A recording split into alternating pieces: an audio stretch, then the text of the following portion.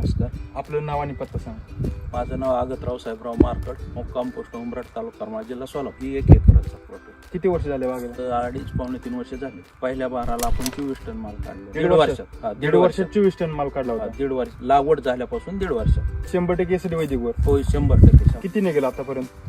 आता आपला ही दुसरा सीझन आहे. म्हणजे आता ह्या वर्षी आपल्याला टार्गेट 30 टनाचं 30 टनाचं आणि 100% निघणार. पहिले केमिकलवर ड्रॅगन करत होते, काय समस्या? पहिल्या समस्या केमिकल मुळं त्यांची व्यवस्थित चालत नव्हती. कीटकनाशक मुळे न चालल्यामुळे झाड स्ट्रॉंग बनत नव्हतं. झाड न स्ट्रॉंग बनल्यामुळे मग कीटकनाशक कीटक ही ती आपल्या म्हणजे रोग वगैरे वाढत होते. म्हणजे रोगा फवारणी खर्च जास्त होत होता. खर्च जास्त होतो. आता तुम्ही वैदिकचा वापर करताय, काय समस्या क्लिअर झाल्या? आता वैदिक वापरल्यापासून आपल्याला फवारण्यावरचा तर 80% खर्च कमी. म्हणजे तुम्ही बेसवर काम केलं.